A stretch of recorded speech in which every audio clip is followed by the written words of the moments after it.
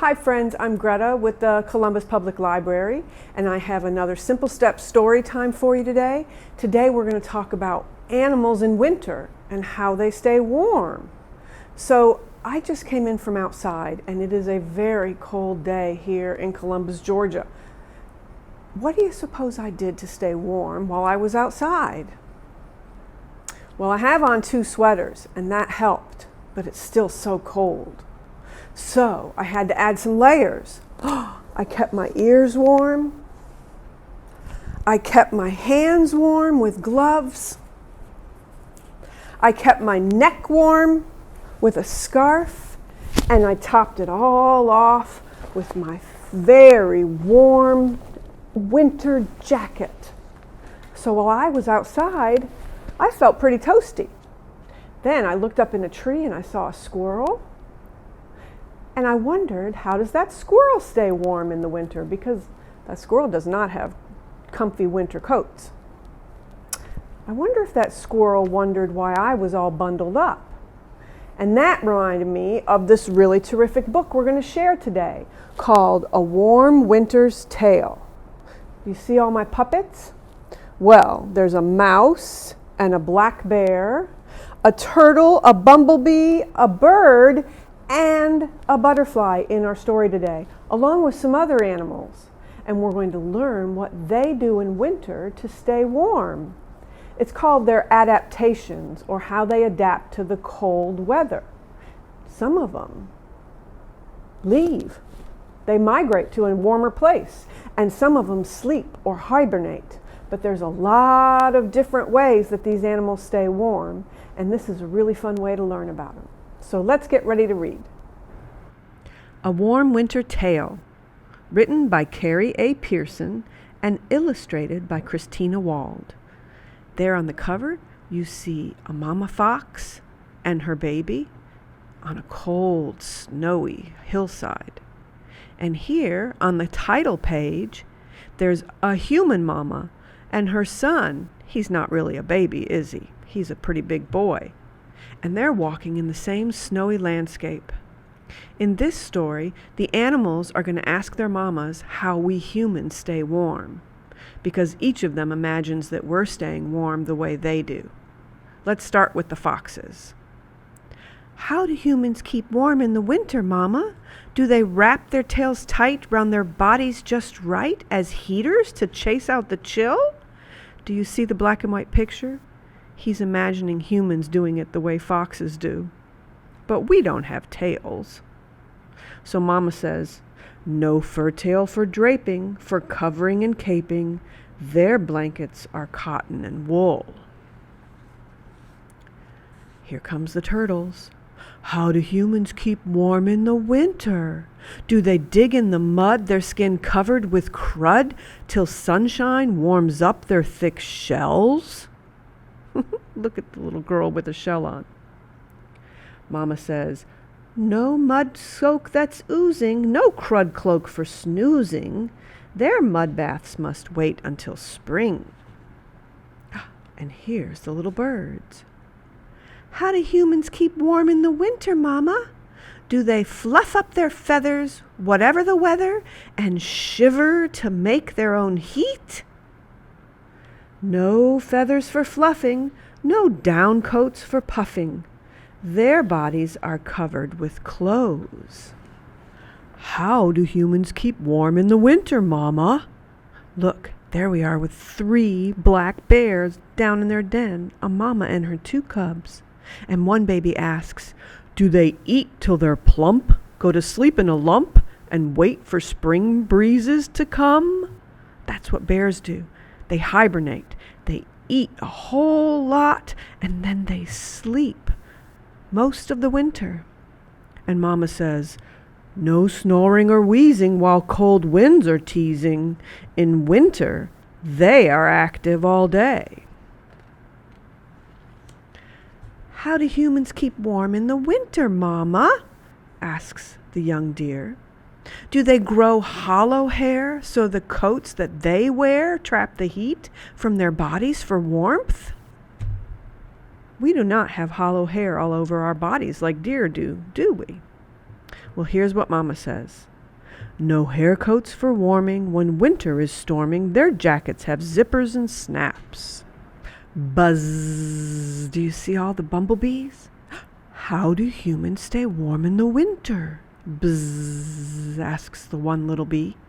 Do they live in a bunch taking turns for their lunch, with queens staying warm at the core? Which means the very center of their hive. That's where the queen is.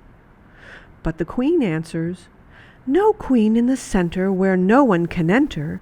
Those humans don't live in a swarm. Bzzz. And there's the squirrels, just like the one I saw outside. And the baby squirrel says, how do humans keep warm in the winter, Mama? Do they squeeze in aloft in drays full and soft to share heat from their bodies with friends? No nuzzling in tree nests with room for a new guest. They can't climb up a frost-bitten branch. I have to say, I'm glad we don't spend the winter in a nest in a tree.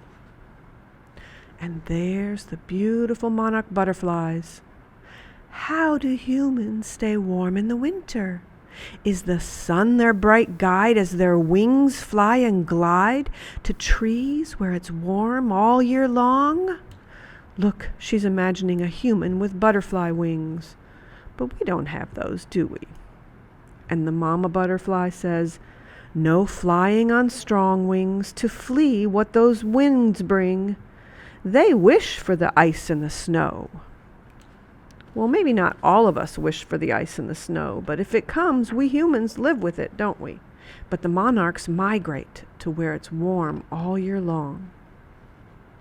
And here's some mice. How do humans keep warm in the winter, Mama? Do they skitter below through long tunnels of snow to hide from the wind and the cold? Look at that little black and white picture. Imagine if your home was in a tunnel under the earth. But Mama says, no quick toes through snow. They move much too slow, and their boots are too big for that trail. And this page, they're really camouflaged, but can you see the 3 frogs? Let's see how they think we stay warm. The baby frog says, how do humans stay warm in the winter? Do their body parts freeze, hidden under some leaves, while winter goes on up above? No. Body that's frozen, that's not how they've chosen to spend their long winters outside. Yes, I'm glad that we don't do that. And there's 2 beautiful hummingbirds. And the baby hummingbird says, how do humans stay warm in the winter, Mama? Do they soar low in the sky all alone while they fly many miles to a Mexican home? Can we fly away in the winter? Well, maybe some of us can on an airplane, but not like the hummingbirds do. And the mama hummingbird says, no flying through skies, no saying goodbyes. Their arms are not made for that trip. So hummingbirds are like monarchs. They migrate, they fly to where it's warm and come back when winter's over. And here is the boy and his mama. And the boy's wondering about the animals. Do you see the black and white drawing? He's dressed them all up in people clothing. And here's his question. How do animals stay warm in the winter, Mama? Do they bundle in clothes, wrapping scarves round their nose, and pull on their boots and their gloves? And Mama says, no covering with clothes, no buttons or bows. Their bodies know how to stay warm. Well, on a cold, snowy day like that, people can't stay outside too long, no matter how bundled up they are. So the mom and her son are back inside, enjoying the warm shelter of their home and reading a book. But the animals are still outside, and now we understand a little bit more about how they adapt to that cold winter weather. How many animals do you see on this page? 1, 2 deer, 2 birds, and what else do you see up in the corner? That's right, a fox. A cool thing about this book is at the end, there's a couple of pages that gives you even more fun facts and matching games that you can play, and some more information about each of these animals. So check this one out from the library. And without even leaving your home, you can get more information about winter animals and their adaptations by going to our website, cvlga.org. There you can click on Download It, and we have a number of resources, from audiobooks and ebooks to Hoopla, which says Hoopla Music, but Hoopla has much more than music. If you go to Hoopla, you can search winter animals under the kids, and you can find all of these great resources. See, there's a number of ebooks about winter animals in English and Spanish, and there's a really cool movie called Snack, Snooze, Skedaddle, How Animals Get Ready for Winter. You could search for hibernation or any other topic you're interested in on Hoopla. You can also go to the Kids tab on our website and select Tumble Books. Tumble Books has lots of stories and also a nonfiction tab. That's where I found this fun book, Do Frogs Drink Hot Chocolate? How Animals Keep Warm. Under the Kid tab, you can also go to World Almanac for Kids Elementary, and they have many topics to explore with games and videos.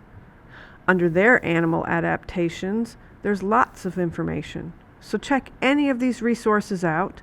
Our downloadables can become apps on your smart devices. Keep reading, keep learning, and we'll see you next time. Bye, everyone. 90% of brain growth happens before kindergarten. 90%. So talk, sing, read, write, and play with your child every day. Those 5 simple steps build the foundation for a lifetime of learning.